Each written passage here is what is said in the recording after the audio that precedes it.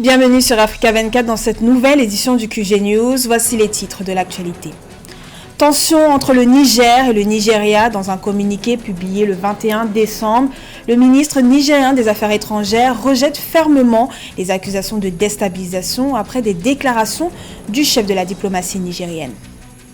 En République démocratique du Congo, 2750 morts depuis le début de l'année à cause des violences dans l'est du pays. Le président congolais Félix Tshisekedi reste sur ses positions après l'échec du sommet de Luanda. Pas de négociation directe avec le M23. Et puis en sport, nous retrouverons notre journaliste José Douglas pour toute l'actualité sportive liée à la fin du tournoi de boxe de Treichville à Abidjan et bien d'autres. Mais tout d'abord, les résultats provisoires des élections municipales et communales à Madagascar ont été proclamés par la CENI. Cette année, le taux de participation a connu une nette hausse atteignant 48,79% contre 41% en 2019.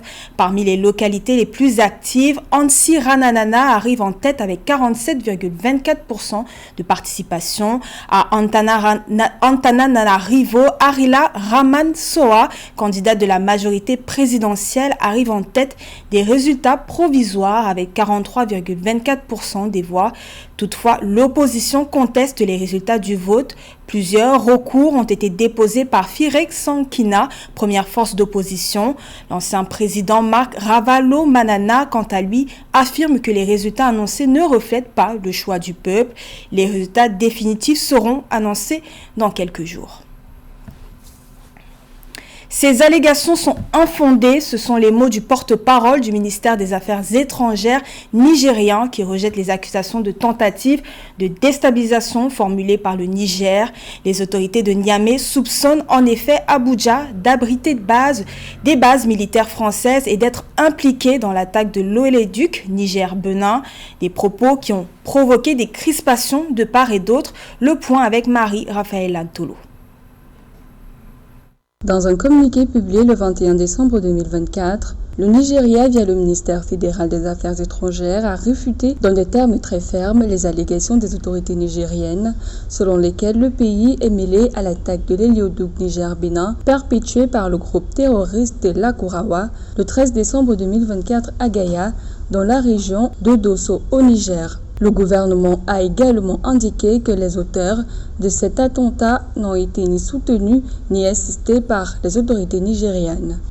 La France perd du terrain au Niger avec la fermeture de Orano. Le Nigeria étant une grande nation, la frontière entre le Niger et le Nigeria devient un peu complexe dans la mesure où la France se rapproche du Nigeria et en même temps crée des tensions qui vont envenimer et pourrir la situation entre les deux États. C'est depuis le coup d'État du 26 juillet 2023 que la relation entre le Niger et le Nigeria se sont détériorées. Selon des observateurs, les autorités militaires nigériennes n'ont pas apprécié l'application stricte par le Nigeria des sanctions de la Communauté économique des États de l'Afrique de l'Ouest, notamment la fermeture des frontières aériennes et terrestres, mais aussi le soutien ferme manifesté par les autorités nigérianes à une intervention militaire au Niger pour établir le président déchu Mohamed Bazoum. Maintenant, est-ce que ces accusations sont fondées? On ne peut l'admettre parce que chaque pays a ses systèmes et son service de renseignement qui lui donne des informations sur ce qui se passe à ses frontières. Le ministère nigérian des Affaires étrangères a d'autre part déclaré catégoriquement qu'il n'y a pas de militaires français dans le nord du pays qui se préparent à déstabiliser le gouvernement du Niger, soulignant que cette réplique des autorités nigérianes intervient après que le chef de la diplomatie nigérienne ait évoqué la présence au Nigeria de certains partisans des anciennes autorités nigériennes et des bases étrangères hostiles au Niger. 2750 morts, c'est le lourd bilan des violences dans l'est de la République démocratique du Congo depuis 2023, selon l'International Go Security Organization. Après l'échec du dernier sommet tripartite de Luanda, le président congolais Félix Tshisekedi reste inflexible. Aucune négociation directe avec le M23, un groupe rebelle accusé de déstabiliser le pays avec le soutien du Rwanda. Une position ferme, mais à quel prix? Élément de réponse dans ce reportage signé Marie-Raphaël Lantolo. Le 20 décembre 2024, alors que se tenait la 27e réunion du Conseil des ministres, le président de la République démocratique du Congo, Félix-Antoine Tshisekedi, a réitéré sa fermeté quant à son rejet catégorique de tenir toute négociation directe avec le groupe rebelle M23, qui serait soutenu par le Rwanda et dont les actions criminelles ont causé d'immenses souffrances au peuple et sapé la souveraineté du pays. Cette position a été affirmée par l'échec du sommet tripartite de Luanda qui devait se tenir le 15 septembre 2024. Le président de la République a tenu à réaffirmer la position de la République démocratique du Congo, axée sur les éléments suivants. 1. Le rejet catégorique de toute négociation directe avec le groupe terroriste M23, dont les actions criminelles ont causé d'immenses souffrances à notre peuple et sapé la souveraineté de notre nation.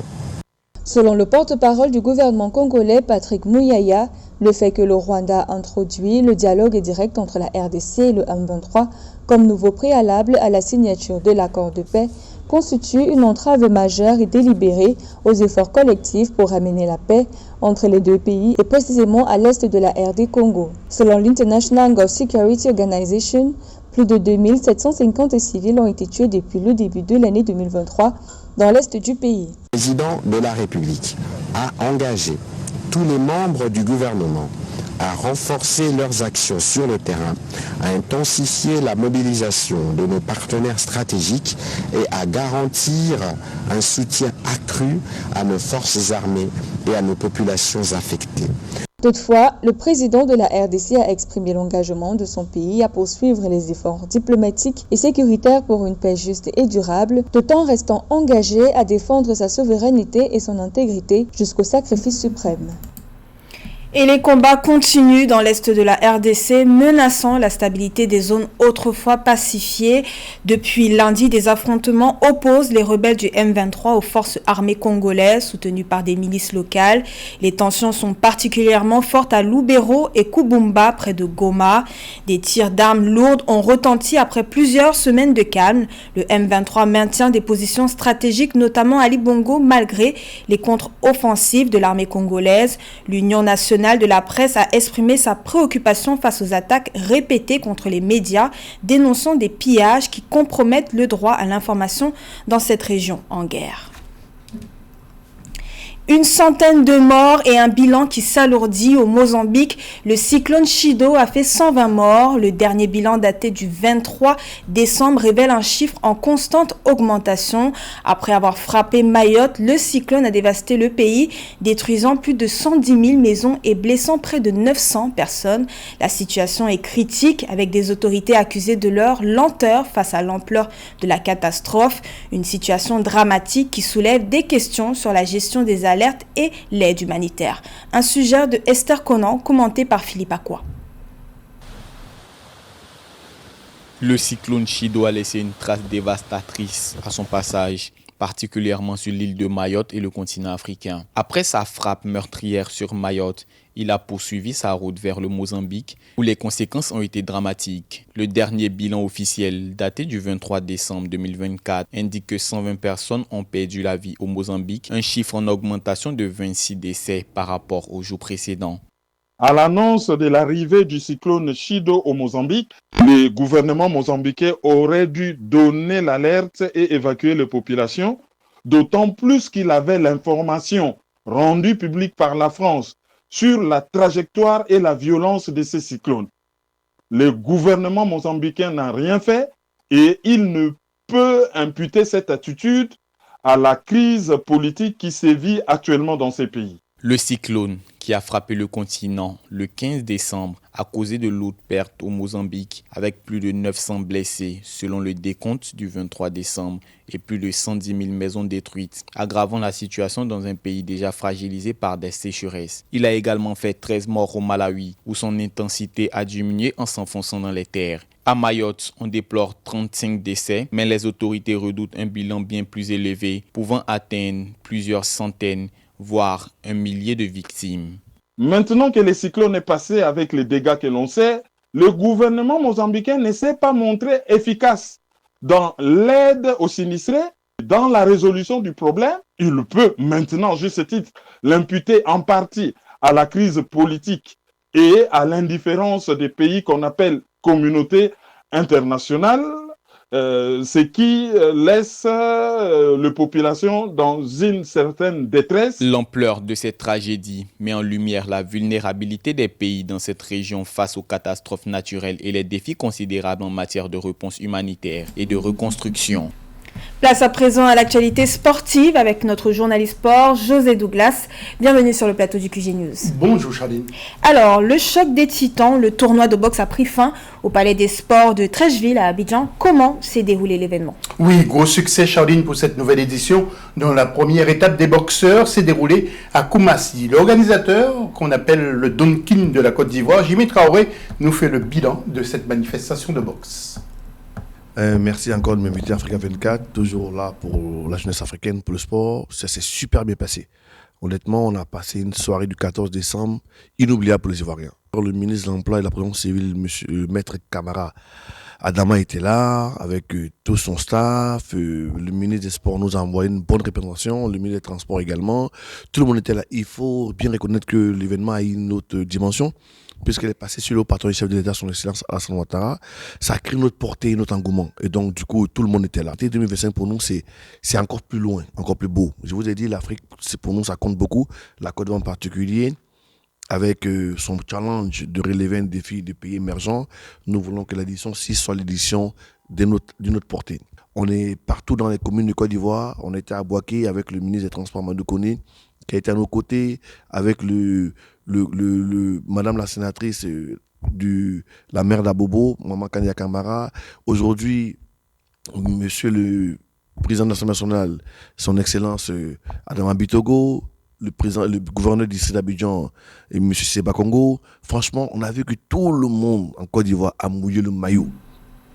De plus en plus de basketteurs africains foulent le parquet de la NBA. Parlons un peu de l'apport de ces grands joueurs. Juste avant ça, je voudrais juste signaler que parmi les personnalités en Côte d'Ivoire, il y avait aussi Dema Fofana. Alors pour ce qui concerne le basket, beaucoup de joueurs africains, c'est le Nigérien Hakim Olajuwon qui a ouvert le bal, justement ouvert le chemin en quelque sorte. Alors en ce moment, sachez Charline qu'il y a 17 basketteurs africains qui évoluent cette saison en NBA sur les 125 joueurs internationaux. Il y a 6 pour le Cameroun, 2 pour la RDC, 2 pour le Mali, 3 pour le Nigeria, 1 pour le Sénégal. Alors, je vous propose d'écouter justement Marc Tatoum, commissaire adjoint de la NBA. Vous voyez une quantité incroyable de talents sortir du continent. 2 des 3 derniers joueurs les plus utiles étaient Joel Embiid du Cameroun ou encore Giannis Antetokounmpo qui a des racines nigérianes. Victor Wembanyama, le premier choix au repérage et la recrue de l'année dernière, a encore une fois des racines africaines. Faisons à présent un petit récap sur la cérémonie des CAF Awards qui récompense les meilleurs footballeurs africains de l'année. Oui, il faut le rappeler justement que c'est Ademola Lookman, 28 ans, qui a été donc Ballon d'Or, sacré Ballon d'Or, avec la jeune Zambienne Barbara Banda, meilleure joueuse. Et il y a aussi le Sud-Africain, je voulais quand même le saluer, Rowan Williams, gardien emblématique des Mamelodi Sundowns. Et puis un autre garçon, c'est Emers Faé, qui a mené la Côte d'Ivoire jusqu'à la finale de la CAN et qui l'a remporté alors bien que les éléphants étaient au bord de l'élimination. Toujours en football, le CHAN, championnat d'Afrique des Nations, approche à grands pas et le président de la CAF a visité des sites pour contrôler l'avancement des travaux? Justement, regardons ces images. Charline, une visite dans les 3 pays qui organisent ce CHAN, le Kenya, l'Ouganda, la Tanzanie, du 1er au 28 février 2025 pour la 8e édition. Le Kenya accuserait du retard dans ses travaux. Les éliminatoires du CHAN se poursuivent. Second tour, donc c'était du 20 au 22 décembre et du 27 au 29 décembre. Quelques résultats. Charline avec le Burkina Faso qui a perdu devant la Côte d'Ivoire. Le Cameroun qui a battu la Centrafricaine but à 0. Il y a le Ghana qui a fait match nul avec le Nigeria. Angola qui a battu Lesotho. Il y a encore d'autres résultats comme Tchad et RD Congo qui ont fait match nul un peu partout. Et Madagascar qui a battu Eswatini sur le score de 2 buts à 0. Et l'actualité sportive, c'est également le 4e tour de la Coupe de la Ligue et de la Coupe de la Confédération. Oui, alors pour la Ligue des Champions, eh bien, les matchs ont lieu le 4 janvier en groupe A. Al Hilal MC Alger, Young Africans contre le TP Mazembe, vous voyez sur le tableau. En groupe B, Phare du Rabat contre Maniema, Raja contre Mamelodi, toujours le 4 janvier. En groupe C maintenant, Orlando Pirates contre Stade d'Abidjan. Et puis le 3 janvier, attention, en groupe C, CRB Belouizdad contre Al Ahly. Et puis en groupe D, Pyramids contre AS Tunis et Sigrada contre Djoliba. Dans ce groupe D, AS Tunis est seul en tête avec 7 points. Voilà, Charline, pour la Ligue des Champions. Et qu'en est-il de la Coupe de la Confédération? Alors, le 5 janvier auront lieu tous les matchs. C'est Constantine contre 11 Bravos. C'est Sfaxien contre Simba, comme vous le voyez sur le tableau. Donc, 2 équipes sont en tête ex aequo, 11 Bravos et 16 Constantine. En groupe B, Stade Malien contre RSP Berkane et Stade Bosch contre Desportivo.